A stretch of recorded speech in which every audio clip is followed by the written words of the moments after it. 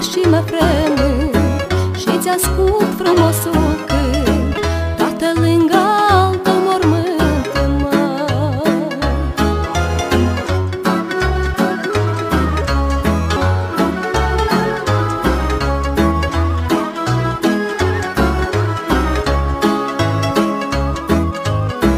mi-ai lăsat frumosul nume și-ai plecat în altă lume. Au trecut și 10 ani de când, tată, tu-ai plecat. Eu cu mama la mormânt te strigăm, niciun răspuns, te strigăm, niciun răspuns, mă. Eu te rog, tăticul meu, fă un semn, spune ceva, fără tine viața-i tare grea.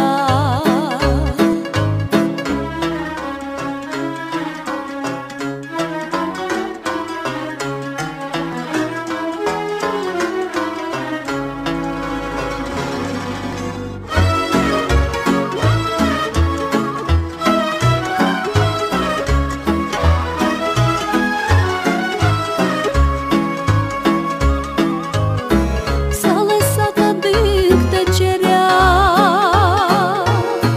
din cer a căzut o stea. Mare mi-a mai fost durerea, știind că e steaua ta, mă.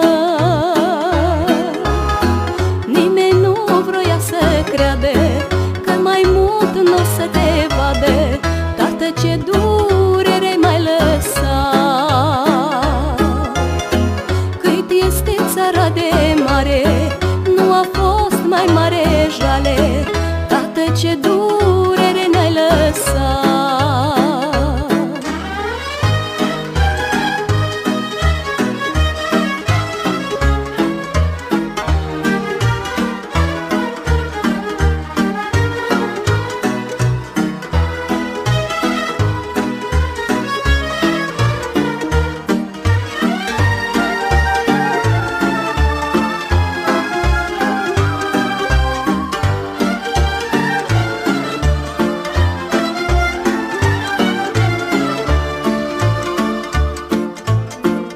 Ai luat cântecul cu tine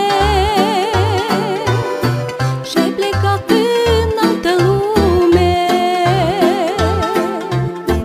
Prietenii te-au dus pe brațe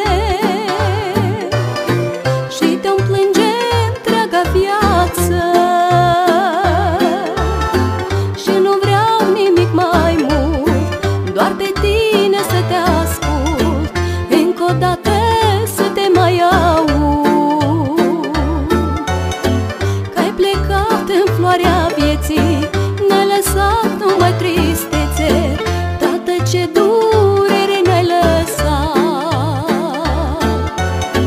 Ți-am adus, tătică, flori și lacrimi în ochișori, și lacrimi în ochișori, mă. Poză de pe crucea ta, parcă mi-ar spune ceva, parcă mi-ar spune ceva, mă.